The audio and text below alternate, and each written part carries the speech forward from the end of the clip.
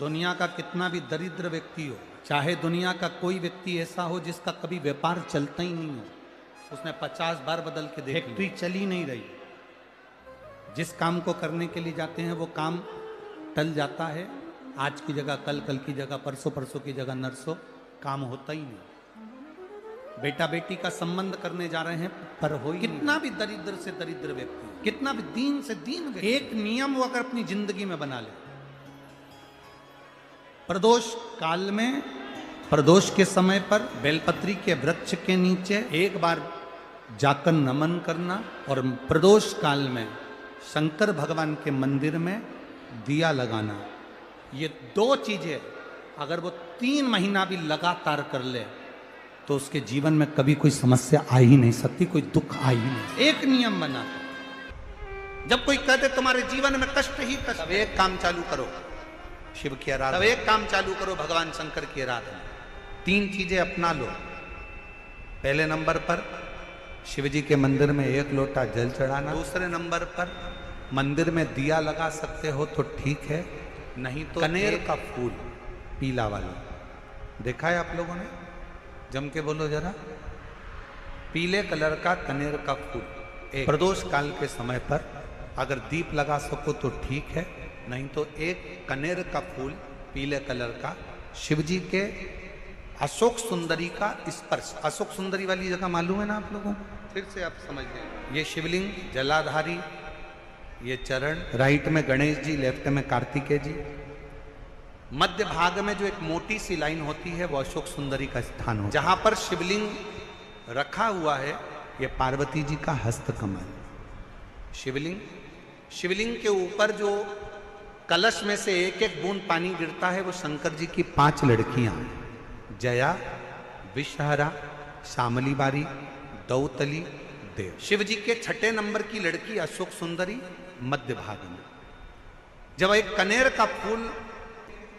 प्रदोष काल में अशोक सुंदरी वाली जगह पर स्पर्श कराकर शिव जी को समर्पित करना, 3 क्रम है, अगर बन सके तो करो। पहला 1 लोटा जल चढ़ाना, दूसरे नंबर पर अगर बहुत ज़्यादा तकलीफ की जिंदगी चल रही हो, बहुत कष्टमय जीवन चल रहा हो और सब ने कह दिया कि तुम्हारी किस्मत में तो धक्के ही लिखे हैं, केवल आप धक्के ही खाओगे, तो 1 कनेर का पुष्प प्रदोष काल में अशोक सुंदरी का स्पर्श कराकर शिवलिंग पर चढ़ाओ और शिव की आराधना और दिल से बाबा को पुकारते रहो, श्री शिवाय नमस्तु, श्री शिवाय नमस्तु। और मेरी जीजियों, मेरे जीजाओं, मेरी बेटियों, बेटाओं, मेरी माताओं, एक बात और आपसे कह, जब आप पशुपतिनाथ का व्रत करो ना, पशुपति व्रत को अगर आप धारण करो, या सोमवार का व्रत करो, या शिवरात्रि का व्रत करो, या प्रदोष का व्रत करो, या आप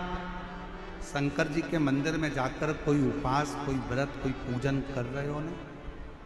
तो एक निवेदन और आज इस व्यासपीठ से करें आप लोगों के लिए, आपकी पूजन की थाली में सब कुछ है,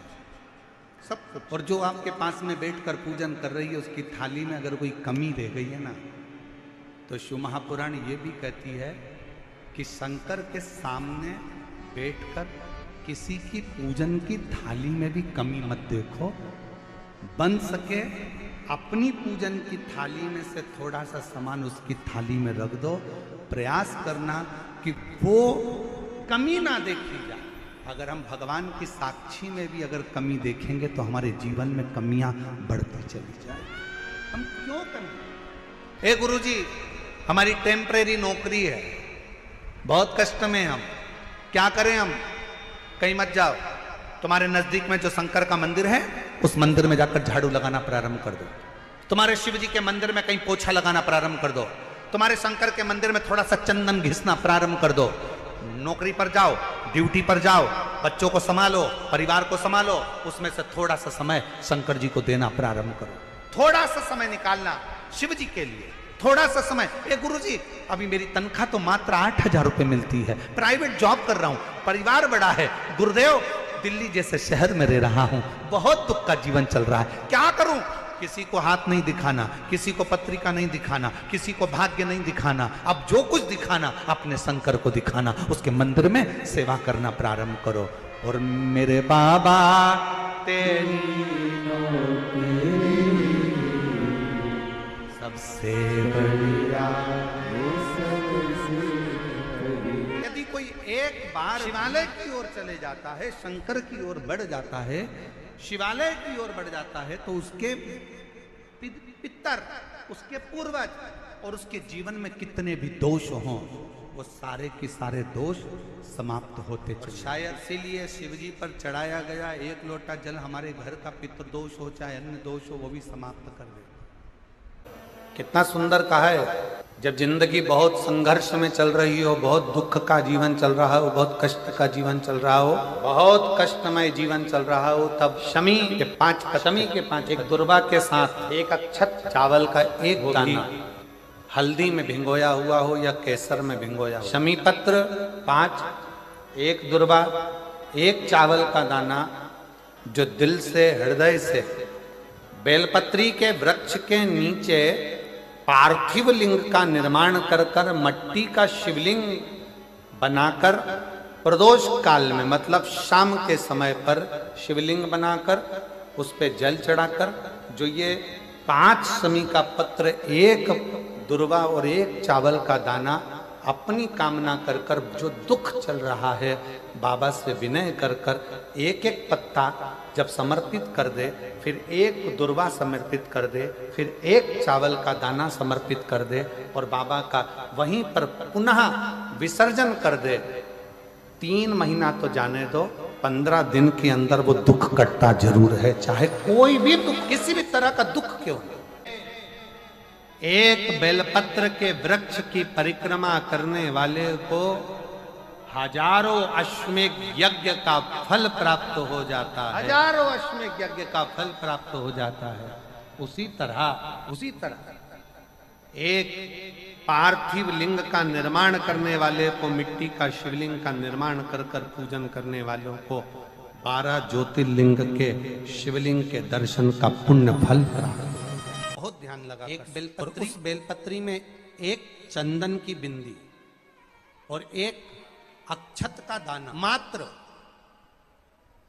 रखकर भी अगर शिवालय पर चढ़ा दी जाती है, एक बेलपत्री, एक चंदन का बिंदी, और चंदन फिर निवेदन करेंगे आज के जमाने में तुम लोग सब घिसा घिसाया, पड़ा पड़ाया, डब्बी का सामान ले लेकर, वो नहीं, चंदन की मुठिया रखो, थोड़ा सा भी घिसो, जरा सा भी घिसो, उसकी एक बिंदी और एक चावल का दाना जब हम भगवान देवाधिदेव महादेव को समर्पित करते हैं, अपनी कामना कर कर समर्पित करते हैं, तो निश्चितता है,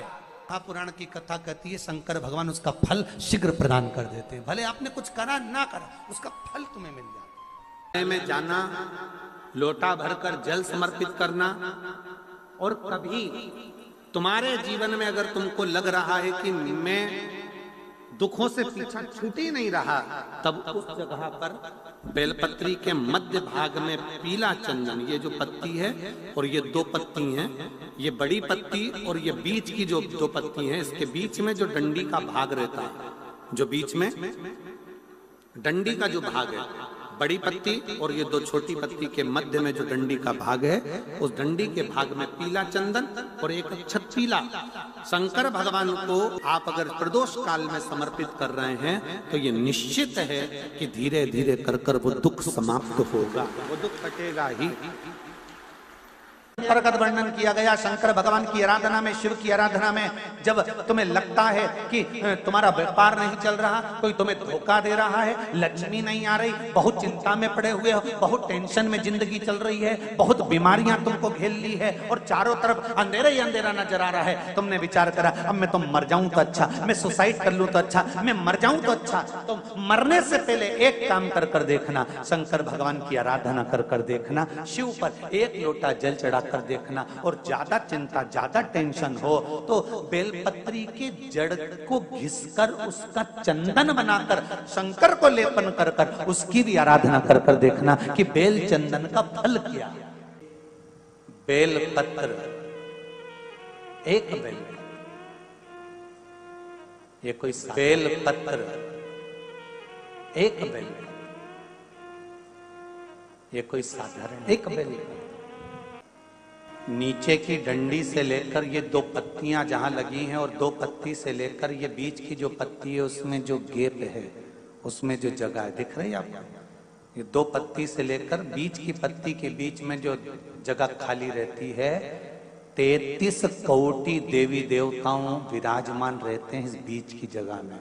जब शिव जी को चढ़ाया जाता है तब इस पत्ती के बीच की जगह शंकर के शिवलिंग पर रखा जाता है। तो शिव जी इतने प्रसन्न होते हैं कि मेरी स्तुति करने के लिए ये भक्त 33 कोटि देवताओं को लेकर आया है, मेरी स्तुति करने के लिए। लोग चावल लाए,